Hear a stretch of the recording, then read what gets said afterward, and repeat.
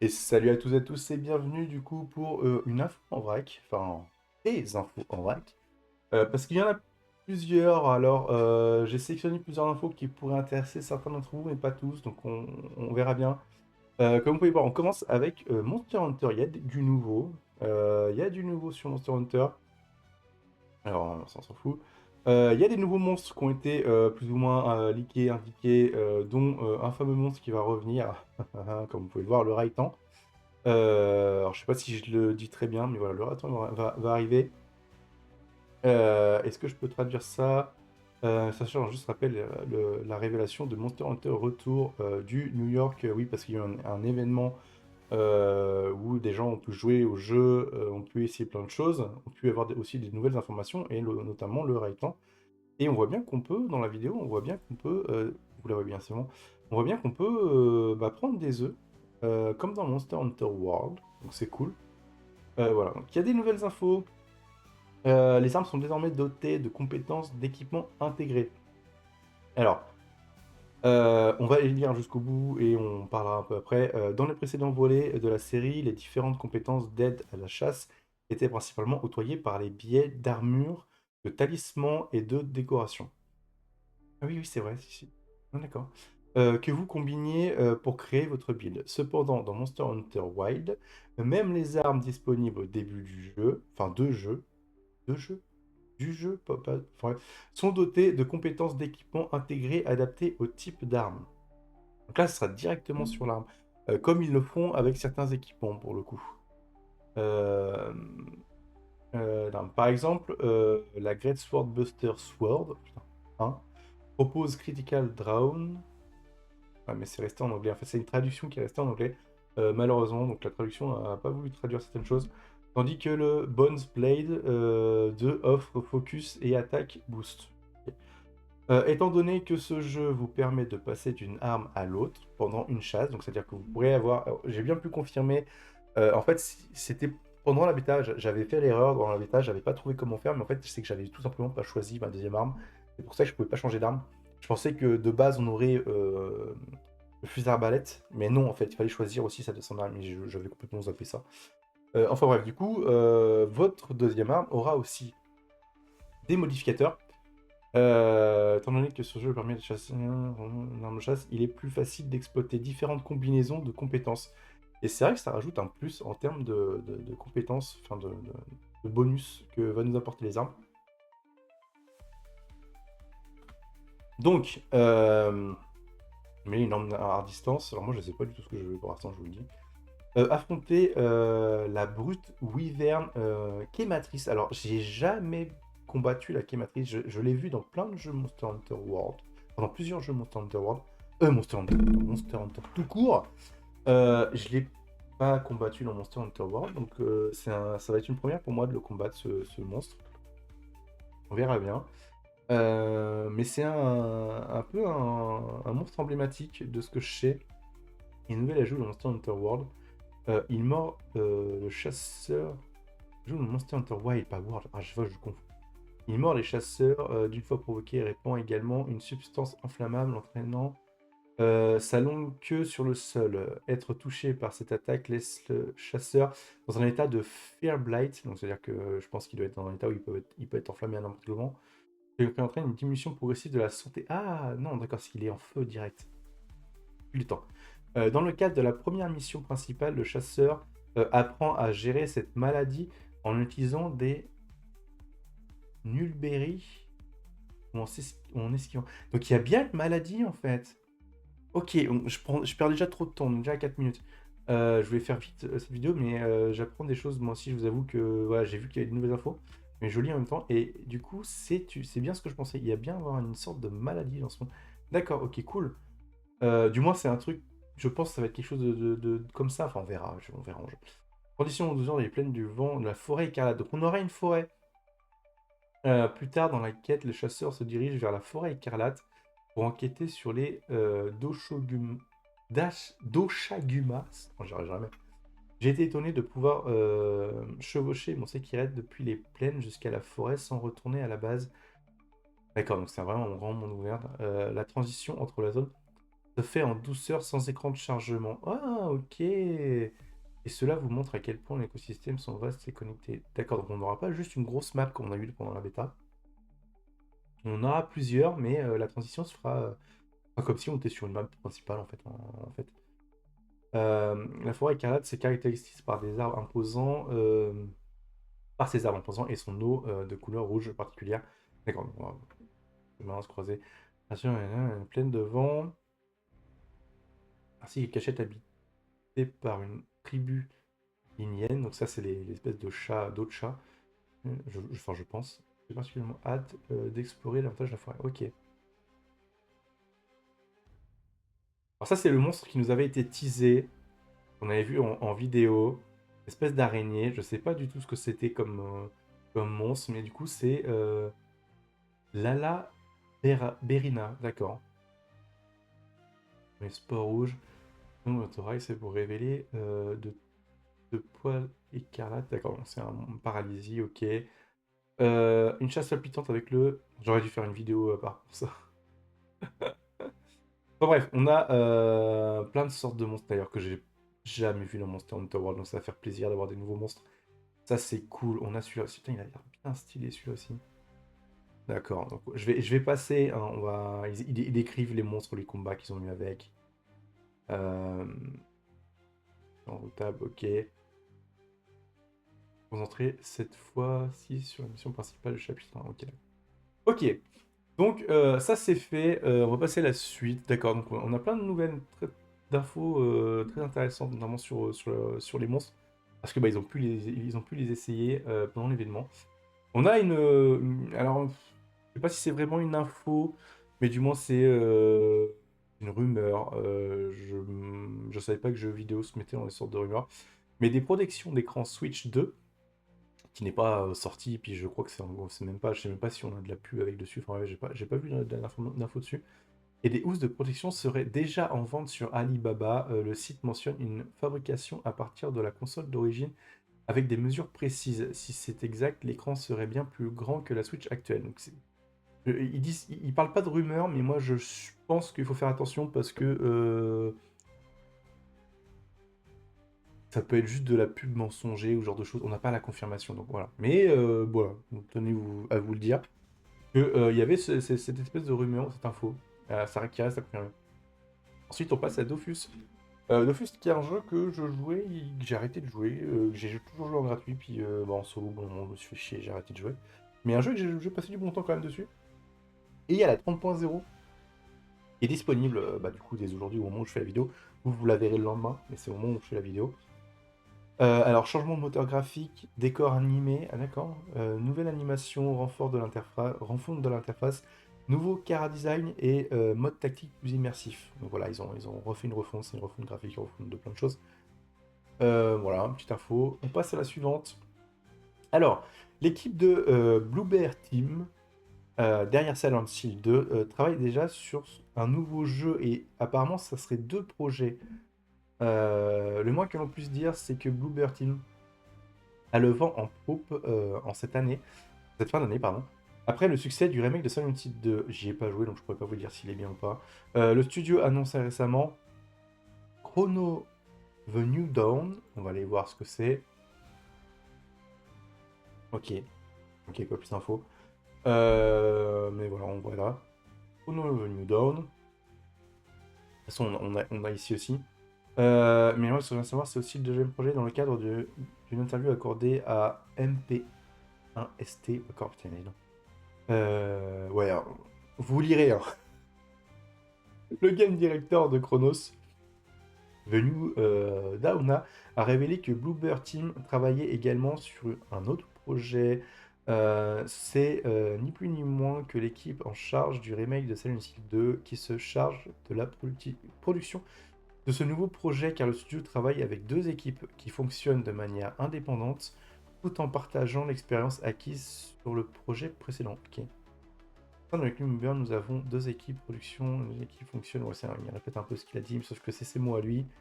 On peut dire qu'aujourd'hui, c'est qu'une fois le travail s'est ensuite terminé, l'équipe mènera le travail de pré-production sur un nouveau projet. Ok, notons par ailleurs que Bloober n'a pas confirmé si ce projet en production était lié à Project R. Oui, parce qu'il y a des rumeurs, il y a des noms. En fait, quand ils mettent un projet, ils donnent des noms un peu genre ce qu'on fait dans les trucs top secrets, vous savez. Et c'est pas le nom du jeu, mais c'est des projets. Voilà. Euh, Ils l'ont fait avec tous les jeux avant qu'ils sortent pour pas trop que ça fuite en fait. Pour pas qu'on sache sur quel jeu ils sont, mais je crois qu'ils sont obligés de mettre des noms pour en interne pour savoir. Un titre développé en collaboration avec Skybound, d'accord, Entertainment, qui a été annoncé en décembre 2023 et doit sortir l'année prochaine. J'arrive jamais à dire, pardon, excusez-moi. J'ai pas envie de l'écorcher, donc je vais pas le dire. Précise par contre que l'équipement audio de Silent Hill 2, très largement acclamé pour son travail, a de son côté rejoint le développement de Cronus, The New Dawn. Ok, on passe à la suite. Alors là, c'est ouais, j'aurais dû vous mettre ça. C'est l'Infinite Nikki. Alors, apparemment, c'est la critique, ils ont fait un test. Et je l'ai pris parce que c'est un. Enfin, le jeu m'intrigue énormément. Ce jeu m'intrigue énormément. Apparemment, en fait, et je savais pas, parce que j'ai appris les choses dans ce. J'ai lu vite fait, hein, j'ai pas tout lu encore une fois. Mais j'ai lu vite fait et j'ai appris pas mal de choses. Et en fait, se passe-t-il lorsque vous prenez une série, je vais lire directement, hein, une série de jeux mobiles, voilà. Donc je savais pas que c'était un jeu mobile à la base, Infinite Mickey, de longue date, consacré au déguisement, que vous éloignez de ses origines cellulaires, que vous poussez le concept dans un moule Genshin Impact. Donc apparemment, ça c'est bien ce que je pensais en voyant une vidéo. Il y a quelques dans les combats notamment, et que vous le déchaînez sur PC et console. Vous obtenez Infinite Nikki, le cinquième opus de la série d'Unfold Game, mais le premier dont beaucoup auront probablement entendu parler. Et je vous avoue que c'est pas faux parce que alors c'est très très très kawaii machin et tout. Donc moi c'est un truc que j'adore le kawaii, mais les limites, hein, on peut faire des overdoses. Mais je vous avoue qu'il m'intrigue énormément comme jeu, ça m'intrigue énormément et je suis vraiment curieux. Il y a l'air d'avoir plein de systèmes de gameplay, donc ça a l'air d'être assez marrant. Mais ne vous inquiétez pas, vous n'avez pas besoin de connaître les jeux précédents pour vous lancer. Infinite Nikki ne fait pas directement suite à aucun de ses prédécesseurs, mais ils conservent leurs thèmes principaux, une styliste humaine nommée Nikki, donc d'accord, il va vraiment y avoir un aspect vêtements et tout ça, et son chat parlant et impertinent Momo finissent par être aspirés dans un Miraland, un royaume fantastique rempli de toutes sortes de traditions liées à la mode et d'une histoire qui implique une sorte de guerre entre 8 sorciers du vêtement. D'accord, donc ça va être vraiment basé là-dessus. Ok, ça va vraiment être basé sur le style et tout ça. Donc c'est pas vraiment pour moi, je vous avoue, c'est pas mon truc. Mais ouais, d'accord, ok. Du moins, je suis assez sûr que c'est ce qui se passe d'après ce que j'ai pu comprendre. Mon histoire avec la série repose presque entièrement sur Love Nikki, troisième jeu de la série, dont je me souviens avoir eu un tas de problèmes de traduction et une narration souvent déroutante. D'énormes améliorations ont été apportées pour le premier, mais le second reste toujours d'actualité. Le dialogue était parfois totalement inutile. D'accord. On a échangé. J'essaie de lire un peu vite parce qu'il raconte un peu sa vie. Des choses intéressantes, mais j'ai passé une bonne partie de mon temps sans vraiment comprendre quoi que ce soit le point de vue narratif.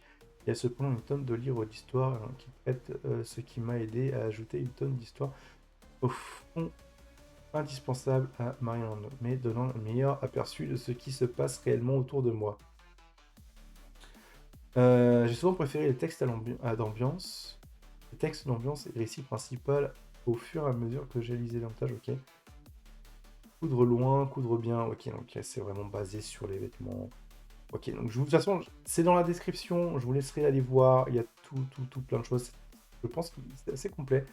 Mais d'accord, donc ça va être un jeu qui va se baser sur le stylisme, sur les vêtements, sur plein de choses. Pas trop pour moi. Je pensais que ça serait plus un Palworld, quelque chose dans le genre. Avec des trucs, des faits, des trucs ci. Mais ok. Très intéressant. Voilà, ça peut intéresser certains d'entre vous. On passe à la suite. Liste complète des jeux. Ah oui, alors, il y a du coup le Pass, il y a 3 nouveaux jeux sur. Alors, j'y suis pas du tout abonné au Game Pass de Xbox. Pas du tout. Mais ça peut intéresser certains d'entre vous. Il y a 3 nouveaux jeux qui vont arriver, mais vous allez voir pour la suite que c'est pas la seule chose. Donc, Live Gold a été remplacé par le Xbox, du coup, l'abonnement Xbox Live Gold a été remplacé par le Xbox Game Pass Core. Si ce nouvel abonnement offre plusieurs avantages que vous pouvez retrouver dans notre article complet, enfin bref, il permet surtout de profiter d'un catalogue de jeux sans surcoût. Ok, bon, ça on s'en fout un peu. Ça, on va se servir, parce que ceux qui sont déjà abonnés, je pense, le savent déjà tout ça. Et puis voilà, de toute façon, les liens sont dans la description. Abonnez-moi surtout, c'est le jeu. Et du coup, il y a 3 nouveaux jeux, liste complète des jeux Game Pass Core. Il y a, on a là, vous avez DayZ, God Simulator et CTA Crash Team Racing, Nitro-Film, d'accord. Donc là, vous avez la liste des jeux accessibles, Among Us, Astroneer, Celeste, Chivalry 2, City Skyline, Xbox Edition, Control Ultimate Edition, Crash Team Racing, bon, ça c'est ce qu'on a là, DayZ, Dead Cell, Deep Rock Galactic, Thunder, Dishonored. J'espère que vous arriverez à lire vous aussi, parce que c'est pour ça que je vous le dis. Dishonored 2, Doom Eternal, Standard Edition, Fable Anniversary, Fable Anniversary, tiens, faudrait que j'aille le voir. Fallout 4, Fallout 76, Firewatch, Forza Horizon 4, Standard Edition, Gang Beast, Gear 5, Game of the Years Edition, God Simulator attendu le 4 décembre, ok, Golf Wing Team of One, Halo 5 Guardian, Halo The War, il y a Grounded aussi, j'ai oublié de vous dire, Hellblade, Human Fall, Inside, Limbo, Ori et Wild of Wisp. Alors, je suis très, très mauvais en anglais. Overcooked 2, Payday 2, Power Wash, Psychonaut, Stellan, et ainsi de suite. Stardew Valley, State of Decay, Superliminal, voilà. Vous avez tout ça. Vampire Survivor et tout ça. Sauf que vous avez 3 nouveaux jeux, mais vous avez 13 jeux qui vont disparaître apparemment. 13 jeux quittent le service en décembre, dont Forza Horizon 4. Voilà. Alors les 13 jeux, c'est quoi? Jeux qui passent retirés le 15 décembre 2024. Amnesia, Forager, je connais pas du tout. Forza Horizon 4, du coup, bah, il n'y est plus. On l'a vu tout à l'heure. Rambo Billy, Rise of the Tomb Raider, il va plus y être. Teen Heart, je connais pas du tout. Et The Quarry. Et jeu Game Pass retiré du coup le 31 décembre 2024, ça va être Blaze Blue, Hostile Battle, je connais pas du tout. Close to the Sun, pareil, je connais pas. Human King, je connais pas. Lego 2K Drive, ok. MC Pixel 3, je connais pas. Partie Animal. Voilà. Donc vous avez 3 jeux qui arrivent, mais vous avez 13 jeux, c'est ça, qui partent. Donc voilà. Dont Forza Horizon 4. Donc désolé pour ceux-là qui jouent à Forza Horizon 4 sur le Game Pass, bah, vous ne pourrez plus y jouer apparemment. On passe à la suite, et là du coup, bah, c'est les sorties. Alors je vais pas tous vous les citer parce qu'il y en a pas mal et que malheureusement la vidéo va être beaucoup trop longue si je commence à vous les citer. Parce que normalement je veux que ce format soit assez court. Là c'est déjà beaucoup trop long. Mais vous avez, voilà, je vais vous mettre le lien de tous les jeux vidéo qui vont sortir en décembre, enfin qui sortent en décembre 2024. Voilà, vous avez toute la liste. Je sais pas si vous pourrez la voir suffisamment près. Je pense pas que je puisse vous le rapprocher parce que voilà, j'ai pas le bon.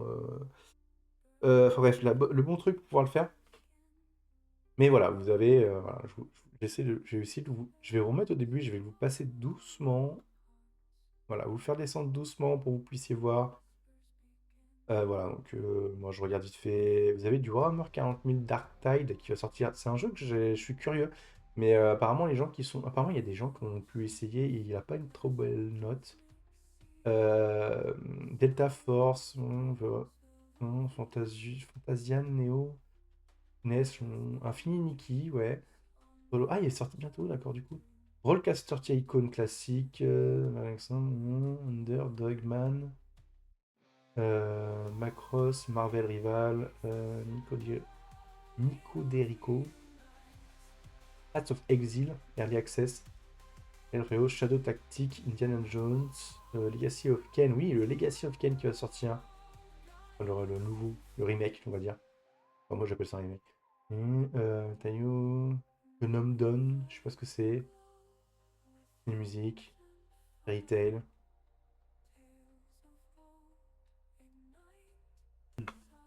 Et on est déjà à la fin? Ah non, d'accord, c'est que c'est le truc qui s'est enlevé. Enfin, bref. Ah, Penguin, Luaxuan, je sais pas ce que c'est. Botany, Manor, Flint, Hypnosis. Tokyo Clanpool et Star Children. Il y a plein de trucs, c'est plein de trucs que je connais pas du tout. Du moins, ça me dit quelque chose, mais j'ai jamais joué. Et après, vous avez les sorties de vidéos de l'année 2024. Voilà, vous avez tous les trucs. Tous les trucs, mais c'est les trucs précédents parce qu'on est à la fin, donc c'est tous les trucs précédents qui sont sortis avant. À la limite, si vous voulez voir ce qui est sorti précédemment, parce qu'il y a peut-être des jeux que vous avez loupés, que vous n'avez pas connaissance, on sait jamais. Et voilà, donc tout ça c'est dans la description. Tout ça c'est dans la description, et du coup, je reviendrai pour d'autres informations si vraiment à m'intéresse. J'en ai vu d'autres, mais sans plus. Euh, Voilà, c'est des petits trucs, des petits détails, des petites choses, des fois qui sont même pas confirmées, donc on sait pas. Il y a peut-être des infos qui vont arriver sur, pour le coup, sur Helldiver 2, je vais y arriver. Mais je vais le mettre dans un autre épisode avec d'autres choses. Donc voilà. Donc sur ce, bah, j'espère que cette info en vrai vous aura plu. J'espère qu'elles sont pas trop longues pour vous parce que normalement, à la base, je voulais faire des petites vidéos, mais il y a quand même plein de petites informations en vrai. Mais je trouve ça marrant à faire, enfin bref. Donc sur ce, bah, je vous souhaite que des bonnes choses, que du bonheur, et je vous dis à la prochaine.